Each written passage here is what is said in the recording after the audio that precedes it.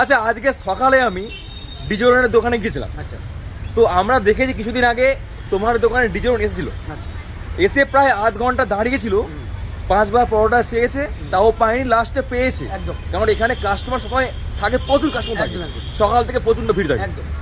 আজকে আমি ওখানে যখন গিয়ে বললাম যে তুমি তো নাকি ইন্টারনেটে তুমি নাকি মানে কোহিনূর, তুমি ওখানে আধ ঘন্টা থাকলে কি করে গিয়ে, ও বলল যে শুভ দোকানে আমি যখন যাই, শুভ আমাকে ইনভাইট করেনি ঠিকই, কিন্তু আমি যখন যাই তখন আধ ঘন্টা না, আমি যাওয়ার সঙ্গে সঙ্গে আমার হাতে খাবার ধরিয়ে দিল। মিথ্যে কথা বলেছে, ও একটা চরম মিথ্যেবাদী লোক। বলছে আমি খেতে চাইনি, আমাকে জোর জবরদস্তি খাওয়ানো হয়েছে। তাহলে তুই আমার দোকানে কি করতে এসেছিলি? আমি জানি না। আবার প্লাস পরোটা যখন আমি রিভিউ চাই চাইনিজ পরোটা কেমন, তখন বলেছে শিখন্ডি পরোটা। আচ্ছা। না ছেলে না মেয়ে, তুমি কি বলতে বলো আমাকে? সেকেন্ডি পড়া। Yes. তো আমার একটা মুভি বেরোচ্ছে, যার নাম হচ্ছে সুবীর ভাই। সুধীর ভাই, ইয়েস, হ্যাঁ, সুধীর ভাই। একদম তো সেখানে ও সেকেন্ডারি পাঠ করেছি। শিখন্ডি, ইয়েস, এর রাইট। তো আমার সেকেন্ডি পড়াটা খেতে কে এসেছিল? সেকেন্ডি এসেছিল তাহলে, তাই না? তো সিরিয়াসলি বলতে গেলে ওকে আমি আধ ঘন্টা ওই আমাদের গাছটার পিছনে দাঁড় করিয়ে গেছিলাম। আচ্ছা, ঠিক আছে। আচ্ছা, তার মধ্যে 5 বার আমার কাছে এসছে। আচ্ছা, ঠিক আছে। তার মধ্যে আমি ওকে একবার চা খাইছিলাম। চা খাইছিলাম, হ্যাঁ, কিন্তু আধ ঘন্টা পরেই পড়া দিয়েছে। আধ ঘন্টা পরে পড়ার দোকানে যে কোনো ভাইরাল ব্যক্তি আসুক না কেন, হ্যাঁ। তার কাছে মন প্রাধান্য রাখে হ্যাঁ। তার কাস্টমার। কাস্টমার কাস্টমার আছে বলে আমাদের পেটটা চলে। একদমই তাই। কোনো ভাইরাল ব্যক্তির জন্য চলে না। একদমই তাই। ঠিক আছে। একদমই তাই। ডিজিওর আমার কাছে কাস্টমারের মতনই ছিল। একদমই তাই। ঠিক আছে। ওই জন্য আমি আধ ঘন্টা দাঁড় করিয়ে গেছিলাম। কিন্তু আরেকটা প্রশ্ন, ডিজোরন বলছে শুভ আমার নাম না যদি মুখে নেয় ও নেট দুনিয়া থেকে মুছে যাও। আচ্ছা, এটা নিয়ে তুমি কি বলতে চাও আমাকে ভাইরাল বলো তো? ব্যক্তি কি বলে, একটা সিরিয়াসলি একটা কথা বলি। হুম। আমি যে মুভিটা করছি তাতে লিড রোলে আমি আছি। হ্যাঁ। যার নাম হচ্ছে আসুন। হ্যাঁ, আমি হ্যাঁ, তো ওখানে সাইড রোলে করছি। হ্যাঁ, কিন্তু ও যে বলছে লিড রোল নাকি ও, না, লিড রোল কি করে? তাহলে ওর নাম কি আছে? আমি জানি না, কিন্তু ও বলছে আমি লিড রোল, আমি সবার হিরো। না, ওখানে শুভ সুধীর ভাই। সুবীর হচ্ছে ক্যারেক্টারটা আমি।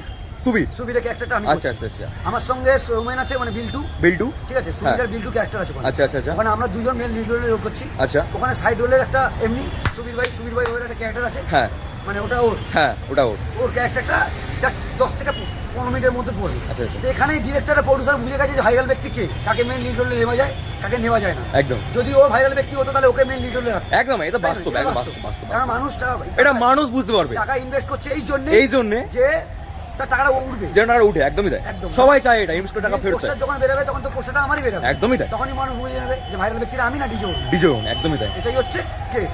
যে একদমই বলে তাই। 500 টাকা ফোন পে করুন, আমার দোকানে বাসন মাঝে ডিজে উঠুন, ওটা হচ্ছে ওর অকাত। হ্যাঁ, ওটা হচ্ছে ওর অকাত। হ্যাঁ। 500 টাকা ফোন পে করুন, বাসন মাঝে ডিজে উঠুন। হ্যাঁ। ঠিক আছে। আচ্ছা, বলছি তুমি এর আগেও যখন বলেছো যে ডিজোরনের নাকি 3টে বিয়ে, তো আজকে আমি সেটা ওখানে গিয়ে বলেছিলাম, ও বলছে যে ডিজোরনের 3টে বিয়ে না, 136টা বিয়ে। 136টা। ঠিক আছে। আবার যখন আমরা আজকে ভিডিও করতে যাই, যখন ভিডিও আমরা করি, তখন আমাকে দেখে এটাই বললো যে তুমি মাসে 2,000 টাকা তুমি আর্নিং করো, তো তোমাকে 6টা গোল্ড প্লেক লাইট তোমাকে আনতে হবে, যার দাম 17 টাকা করে পিস। আচ্ছা। আমি যখন ওকে 3টে এনে দিই, তখন ওকে ভিডিও করতে মানা করে যে আমার ভিডিও তুমি করো না। কিন্তু তোমার মধ্যে তো এটা আমরা এখনো পর্যন্ত দেখতে পাইনি, তাও তুমি, ও নিজে বলে যে ও নেট দুনিয়ার নাকি হীরা কোহিনূর, কিন্তু আমরা তো তোমাকে মানি যে তুমি নেট দুনিয়ার বাদশা। এটা আমরা জানি, মানি এবং দেখেছি। তুমি কি বলবে এটা? তো বড় কথা, টাকা তো মানুষ নিয়ে যাবে না। যাবে না, কি একদম। নিয়ে এলাম আর কি নিয়ে যাবো? থেকে যাবে তোমার মানুষের ব্যবহার। মানুষের ব্যবহার। আর আমি যেটা করলাম সমাজের প্রতি, সেটা একদমই তাই। আমার নিজের পার্সোনাল লাইফটাকে আমি সেটা এনজয় করছি, আমার ব্যক্তিগত হবে। আমি তোমাদের সাথে কি ব্যবহারটা করছি, তোমরা কোনো দোকানে গিয়ে সেটা বলতে হবে, অন্য মানুষকে বলতে হবে। ব্যাপারটা হলো যে তুমি কি কামালে কি নিয়ে যাচ্ছ, ও কি করছে, ও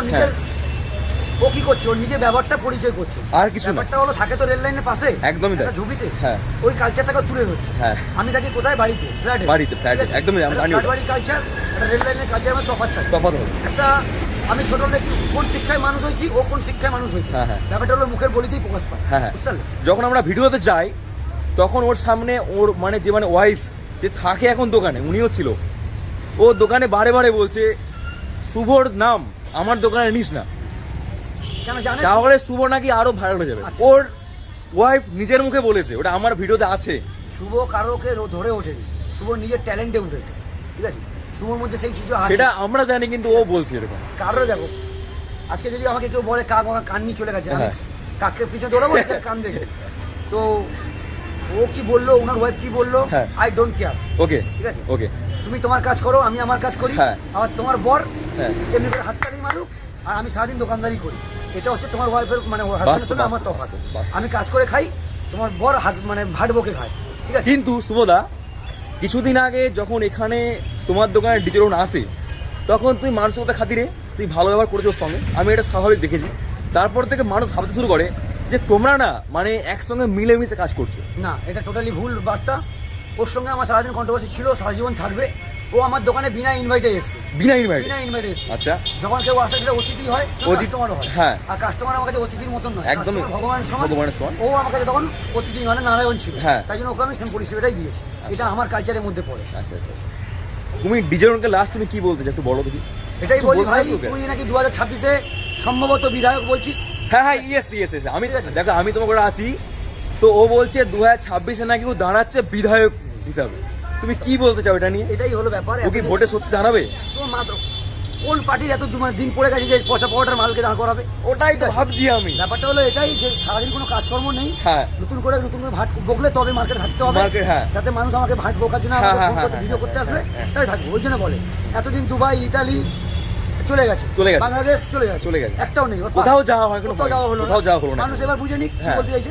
মানুষের ভিডিও দেখে এটাই যে কাউকে সারাদিন তো গালাগালি করতে পারি না, ওর ভিডিওটা দেখি লাস্ট পর্যন্ত যে কমেন্টে করে গালাগালি করতে হয়। একদমই বলি ভাট বকা কম কর, নিজের দোকানে বলি ফোকাস কর, তাহলে দুপুরে ভাত জুড়বে, নাহলে চাঁড়ে যাবি, চাঁড়ে।